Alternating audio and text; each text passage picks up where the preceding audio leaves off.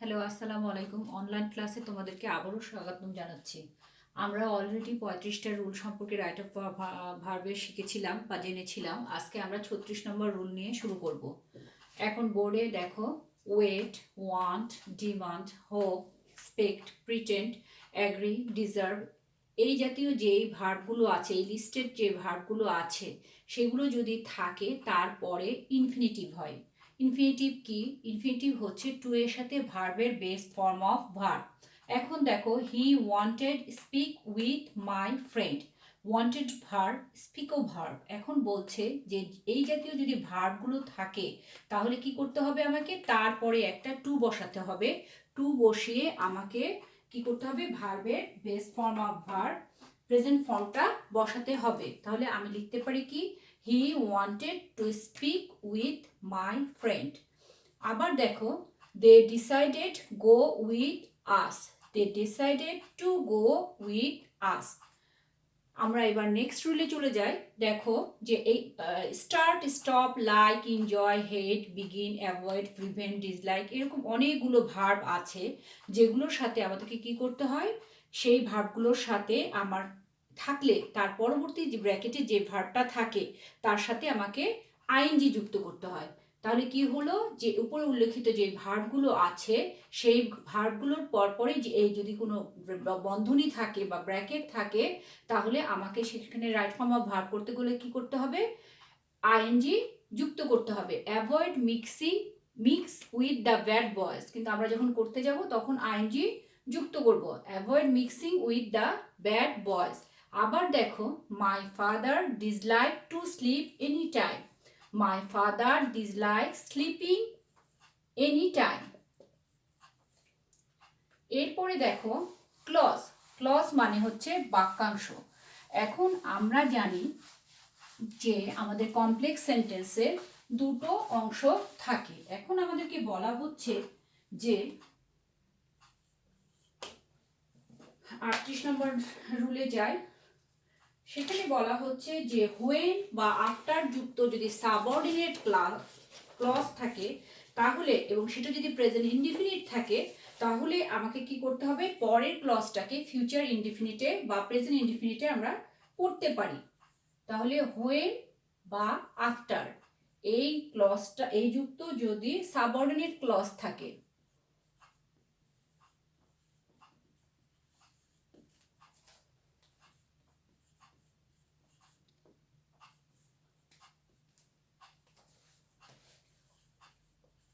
আমরা আশা করছি যে আমরা আজকে রাইট ফর্ম অফ ভার্বের যে নিয়মগুলো, মোটামুটি যে নিয়মগুলো আছে সেটা আমরা শেষ করে ফেলবো। শেষ করে আমরা পরবর্তী অধ্যায়ে চলে যাব। তোমরা নিয়মগুলো দেখে প্র্যাকটিস করবে। পরবর্তীতে আমাদের যখন শিক্ষা প্রতিষ্ঠান খুলবে তখন আমরা সেই নিয়মগুলো ক্লাসে শীট আকারে প্র্যাকটিস করব। এখন যেহেতু বোর্ডে এক প্যাসেজটা তুলে করানো সম্ভব হচ্ছে না, এখন আপাতত আমরা নিয়মটা জেনে রাখবো।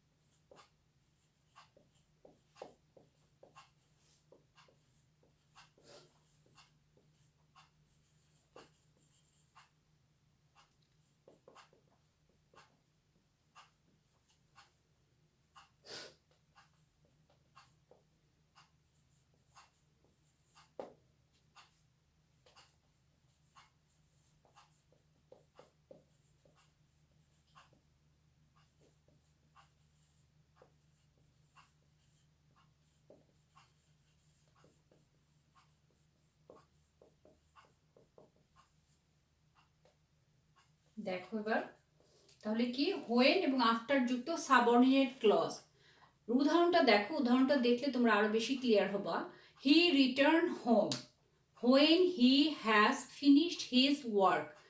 তাহলে কি হচ্ছে, এখানে দুইটো বাক্যাংশ রয়েছে, একটা হচ্ছে প্রিন্সিপাল ক্লজ, একটা হচ্ছে সাবঅর্ডিনেট ক্লজ। তাহলে হোয়েন যুক্ত সাবঅর্ডিনেট ক্লজ কোনটা? When he has finished his works. তাহলে আমাদের রুলে কি বলছে, হোয়েন বা আফটার যুক্ত যদি সাবঅর্ডিনেট ক্লজ থাকে তাহলে প্রিন্সিপাল যে ক্লজটা থাকবে সেটাকে হয় আমাদেরকে প্রেজেন্ট ইনডিফিনিটে করতে হবে, অথবা আমি ফিউচার ইনডিফিনিটে করতে পারি। প্রেজেন্ট ইনডিফিনিটে করতে গেলে আমাকে সাবজেক্ট যদি থার্ড পারসন হয় তাহলে কি করতে হবে, ভার্বের শেষে এস বা ইয়েস করতে হবে, অথবা আর ফিউচার ইনডিফিনিট করতে গেলে সাবজেক্টের পরে শ্যাল বা will base form of verb বসাতে হবে। তাহলে কি হলো, he returns home when he has finished his work. আবার দেখো, they will back home when they complete the work. তাহলে আমরা কি জানতেছি, যে হোয়েন যুক্ত ক্লজ, তাহলে প্রথম অংশটুকু আমার কিসে আছে, ফিউচারে আছে। তাহলে হোয়েন যুক্ত সাবঅর্ডিনেট ক্লজটা কোন অংশে হবে, আমার প্রেজেন্ট পারফেক্টে হবে। তাহলে প্রেজেন্ট পারফেক্ট করতে গেলে আমাকে কি করতে হবে, সাবজেক্টের পরে হ্যাভ বা হ্যাজ মূল ভার্বের পাস্ট পার্টিসিপল। তাহলে যেহেতু দে প্লুরাল, তারপরে বসলো হ্যাভ, মূল ভার্বের past completed past participle completed. এরপরে দেখো যে একটা সেন্টেন্সে যদি আমার should have, would have, should have যদি থাকে,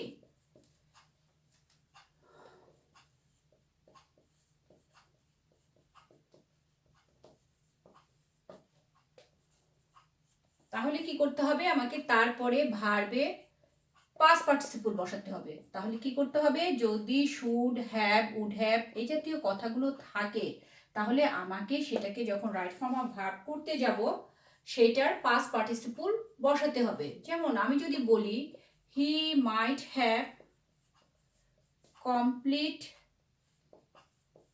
হিজ ওয়ার্ক। এগেইন আমি যদি বলি ইউ would have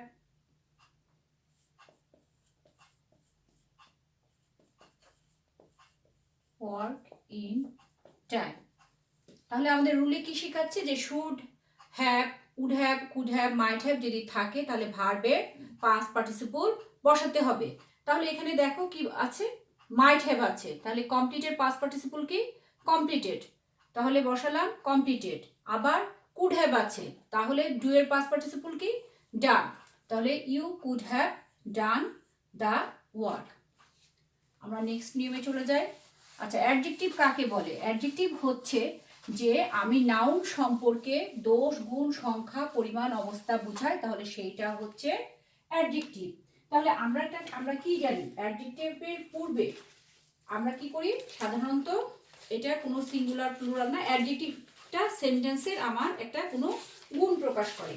আমাদের মোস্ট আসে একটা জিনিস, যে ধরো আমি যখন বলবো he is a rich man, তখন রিচটা দিয়ে কি বোঝাচ্ছে, তার একটা অবস্থা বোঝাচ্ছে। তার অবস্থাটা কি, সে হচ্ছে ধনী। কিন্তু আমি যখন বলবো the rich are not always plural happy, তখন সেখানে রিচটা কি হিসাবে আসছে, নাউন হিসাবে আসছে। যখন একটা অ্যাডজেক্টিভ নাউন হিসাবে ব্যবহৃত হয় এবং তার পূর্বে দি বসে, গোটা একটা কমিউনিটিকে বোঝায়, পুরো একটা মানে গোষ্ঠীকে বোঝায়, তখন তারপরে আমার ভার্বটা বসে অলওয়েজ প্লুরাল। তাহলে আমি এটা কি লিখতে পারি,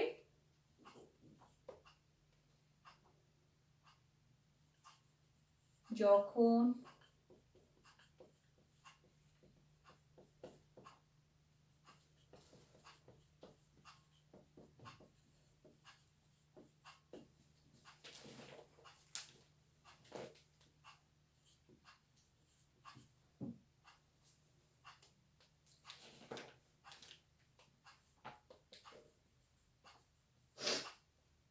এবং তোমার রিচ, ভার্চুয়াস, পুয়ার, নিডি এই জাতীয় কথা থেকে একটা না একটা আমার আসে।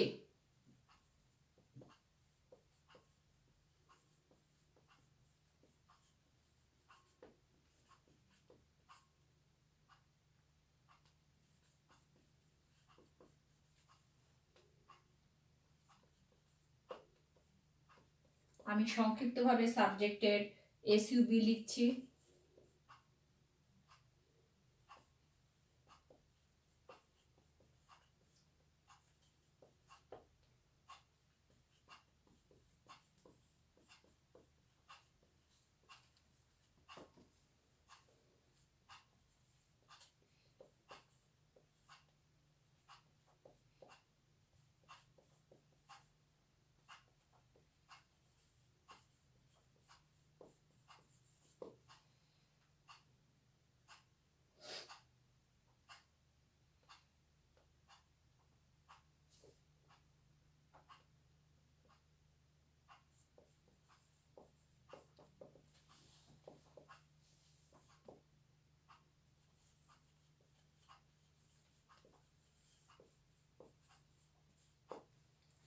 তাহলে কি হচ্ছে, যখন কোনো অ্যাডজেক্টিভের পূর্বে দি বসে এবং যখন সেটা কমন নাউন হিসেবে বিবেচিত হয়, তখন সাবজেক্টটা প্লুরাল হিসেবে গণ্য করা হয় এবং ভার্বটাও প্লুরাল হয়।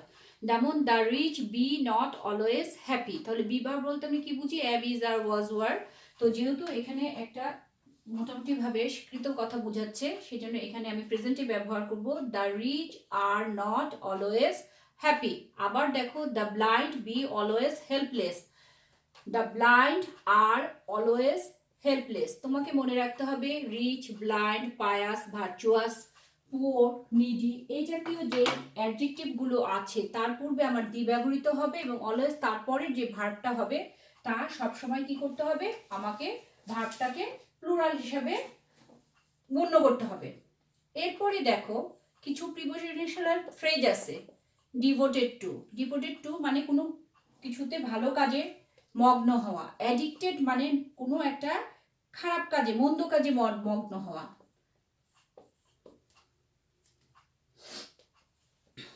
এই জাতীয় যদি থাকে তাহলে কি করতে হবে?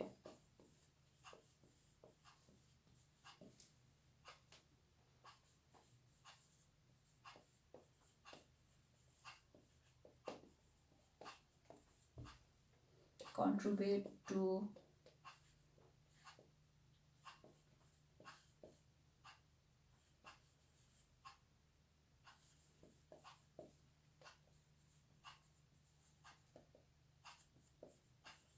এটা থাকলে এই ভার্বগুলোর পরে ভার্বের সাথে আমাকে আইএনজি যোগ করতে হবে।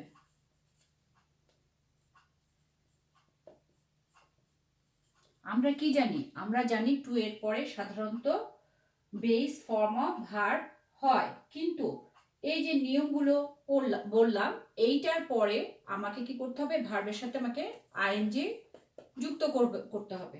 তখন আমার আর ওই রুল থাকবে না যে আমাকে টু এর পরে ভার্বের বেস ফর্ম অফ ভার্ব বসাতে হবে।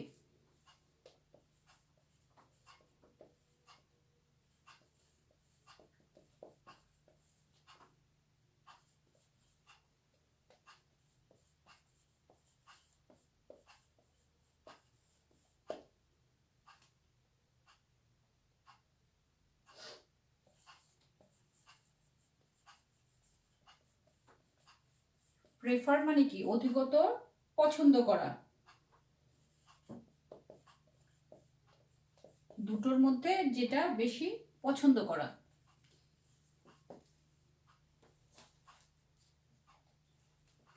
তাহলে কি হলো? আমরা দেখতে পাচ্ছি যে devoted to, addicted to, object to, prefer to, refer to, contribute to, accustom to, committed to যদি থাকে তাহলে আমাকে কি করতে হবে? ভার্বের সাথে আমাকে আইএনজি যুক্ত করতে হবে। The dishonest man, the dishonest man is addicted to take drugs. তাহলে এখানে টু আছে, তাহলে আমাকে কি বলছে? অ্যাডিক্টেড টু কথাটা থাকলে আমাকে ভার্বের শেষে আইএনজি যুক্ত করতে হবে। তাহলে টেকের সাথে আইএনজি যুক্ত করলে ইটা উঠে যে হবে আইএনজি। তাহলে taking, I always prefer write to read.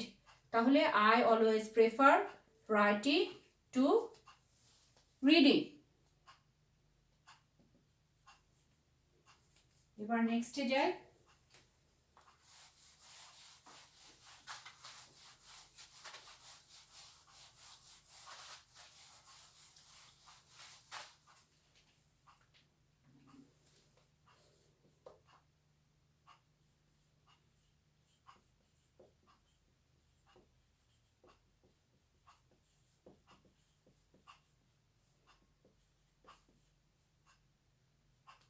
যদি এই কথাগুলো থাকে, এই ভাবগুলো থাকে, তাহলে আমাকে কি করতে হবে? এর পরে আইএনজি যুক্ত করতে হবে।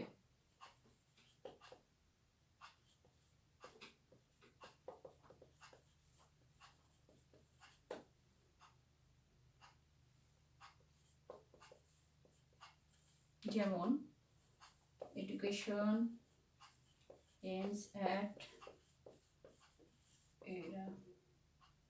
educators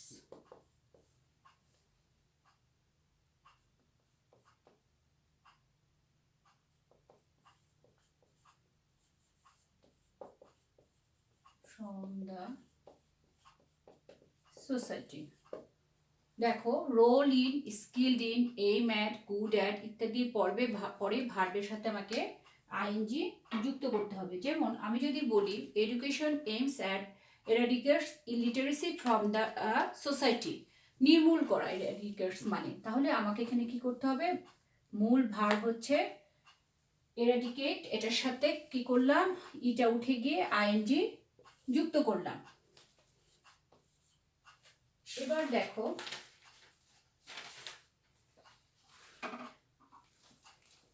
আমরা নেক্সট নিয়মে চলে যাই।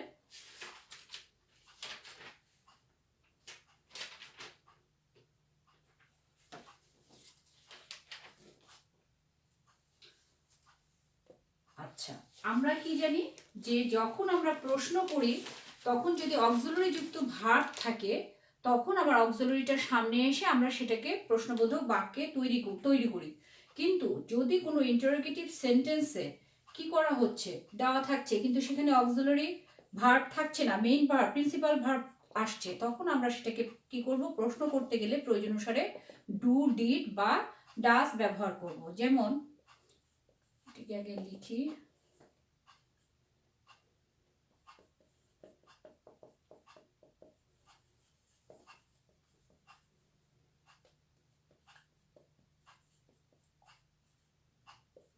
সেটা কিভাবে আসবে, সাবজেক্ট পারসন টেন্স অনুসারে আসবে।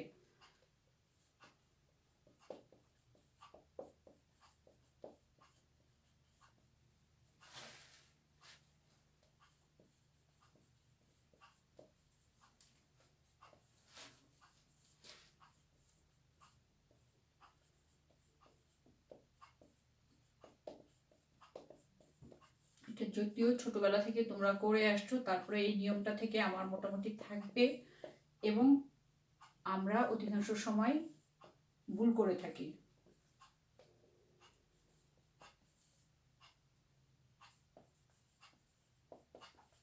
পাস্ট হলে ডিড দিয়ে প্রশ্ন করতে হবে, থার্ড পারসন সিঙ্গুলার নাম্বার হলে আমাকে ডাস দিয়ে করতে বসাতে হবে, আর না হলে আমাকে ডু বসাতে হবে।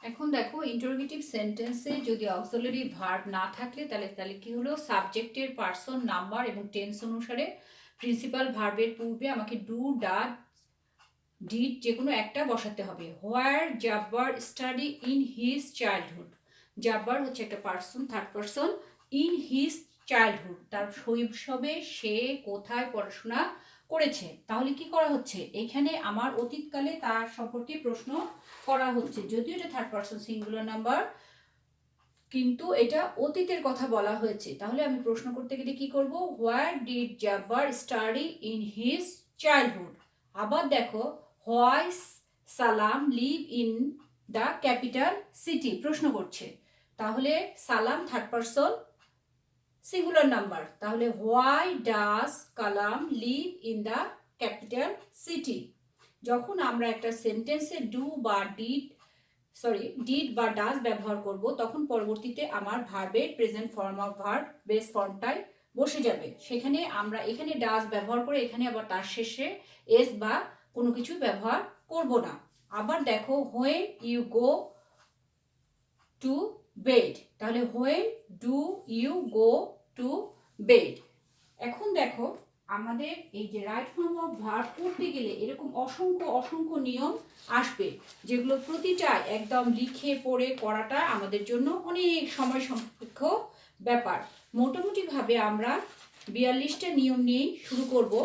পরবর্তীতে আমি যেটা করব সেটা আমি চেষ্টা করব যে বোর্ডে লিখে কোনো একটা প্যাসেজ বোঝানো বা কিভাবে করতে হবে বা কোন সেন্সে ধরতে হবে সেটা সম্পর্কে আলোচনা করব। সেইটা আমি নেক্সট ক্লাসে করে থাকব।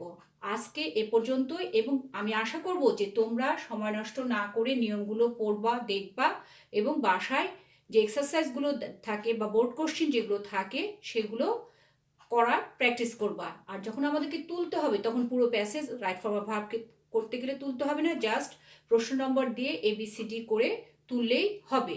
অনেকে যেটা পরীক্ষার খাতায় করে থাকো বাম সাইড ডান সাইড করে থাকো, এক্ষেত্রে কি হচ্ছে, ক্ষেত্রে কিংবা একবার এ লিখো একবার বি লিখো একবার এলোমেলোভাবে লিখো, এতে এক্সামিনার খুব বিরক্ত হয়। কাজে যেভাবে অ্যান্সার করতে হবে সেটা আমি দেখিয়ে দিব, এবং কোনটা করলে বিরক্ত হবে না বা মার্ক ক্যারি করবে বা কি করতে হবে সেটা আমি নেক্সট ক্লাসে তোমাদেরকে দেখাবো। আজকে এই পর্যন্ত, সবাই ভালো থাকো, শীত পড়েছে অনেক, সাবধানে থাকো, সবাই সুস্থ থাকো। আল্লাহ হাফেজ।